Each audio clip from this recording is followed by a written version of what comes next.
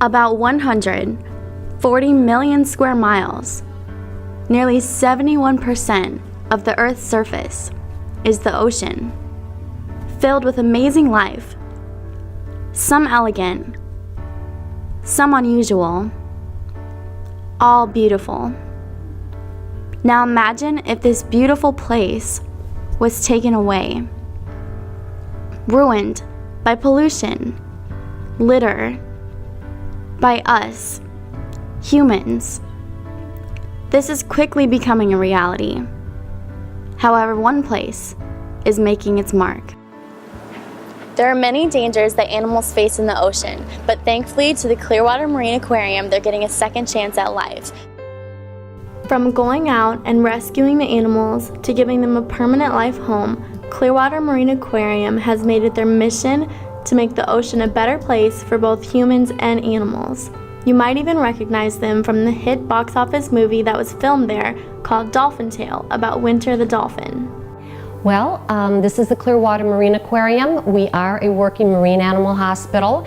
Our mission here is to rescue injured marine life, to rehab them. What we ultimately try to do is release every single animal that comes in here. But unfortunately, reality sets in, and we know a lot of times an animal can't be released. Medical and or physical reasons are not going to survive on their own. So when that happens, those particular animals become permanent residents here with us. And I'm a training assistant here at Clearwater Marine Aquarium.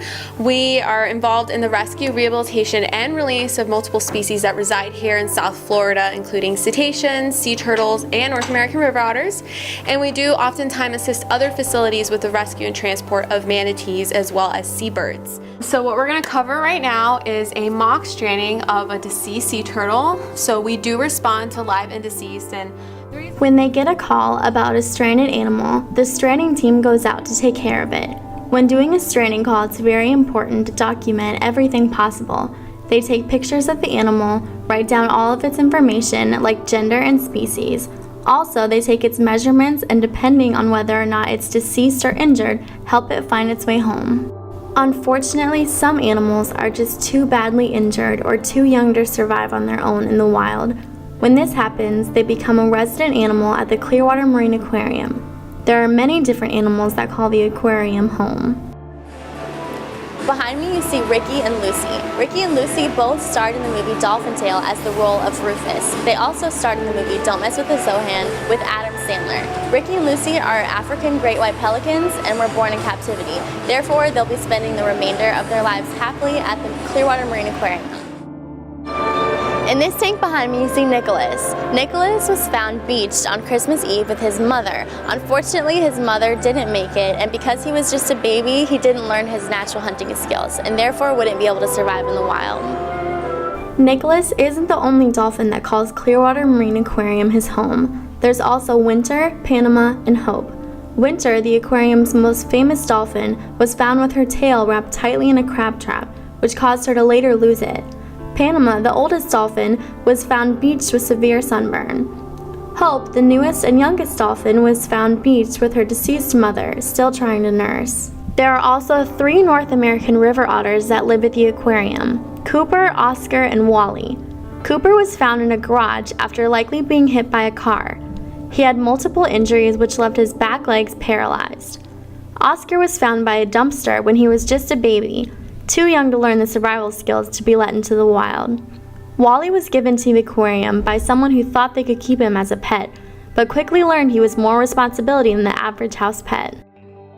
The variety doesn't stop there, with 2 nurse sharks, Thelma and Louise, and also Spot the eel and Scarlet the shrimp, who have a symbiotic relationship to provide a natural service to each other by providing personal hygiene to the eel and food and protection to the shrimp. The aquarium is also home to many sea turtles, including Bailey, Coco, Madam, Max, Molly, Rob, Stubby, Stumpy, and Titus.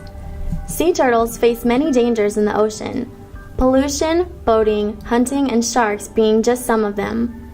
Most of the turtles at the aquarium are victims of these things, some of them blind and missing their flippers from boating accidents, others victims of shark attacks or entanglement in monofilament, a common type of fishing line.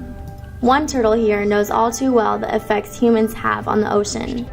Now Bailey is another one of our resident turtles, and Bailey has been with us since 1989.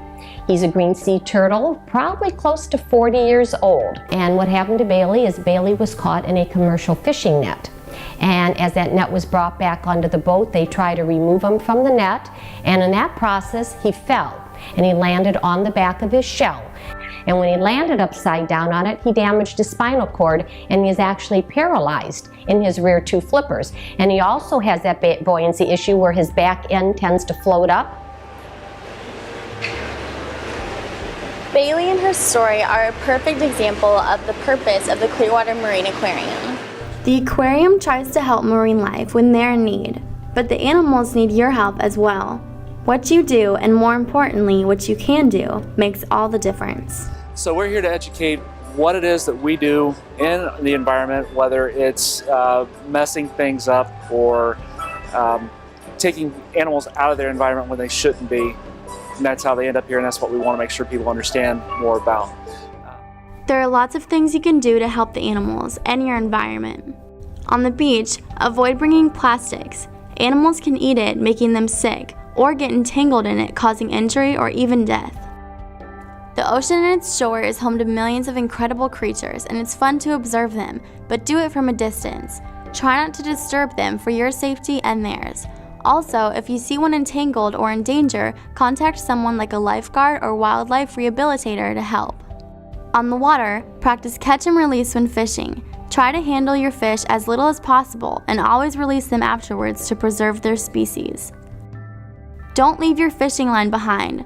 Wildlife can get entangled in it and become seriously injured and even be killed. Cut your used line into small pieces and dispose of it in the proper place. At home, save water and use less. For example, while brushing your teeth, don't leave the water running. Take shorter showers and make sure when doing something like washing your car, you're using a qualified facility that recycles water. Recycle. Recycle items from your school, work, and home. You can recycle paper, plastic, cans, and glass. Also, buy products that have already been recycled. Don't put harmful chemicals down the sink. They'll eventually end up in the waterways and contaminate them. Limit your use of phosphates. For dishes, use soap instead of detergent. Last, but certainly not least, make sure you're educated and everyone around you is educated as well. Learn about the animals and their environment and what you can do to help them. Then share this information with your family and friends so they can help them as well. But that's not all. There are numerous ways that you can get involved with the Clearwater Marine Aquarium and the animals, including donating, volunteering, and even adopting animals. If you are 18 or older, you can volunteer at the aquarium and be involved with all the animals. Just go to the Clearwater Marine Aquarium website, print out a volunteer application, and find out when the next orientation is. Don't worry if you're not 18 and older. They also have a junior volunteer program for ages 15 through 18. Well, at the Clearwater Marine Aquarium, it is very important to have volunteers and interns. Now, that's basically what we have here. We do have staff, but a lot of our stuff runs off of people volunteering and interning.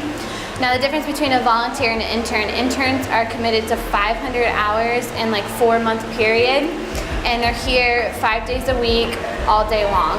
Whereas the volunteers are here maybe 1 to 2 days a week, only a few hours a day.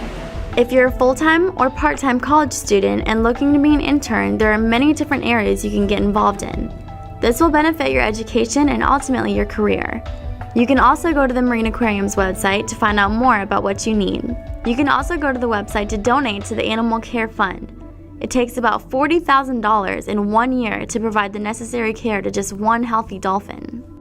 And the reason we are important and the volunteers are important is because we don't have a lot of we're a nonprofit organization, so most of our work here is volunteers and interns working.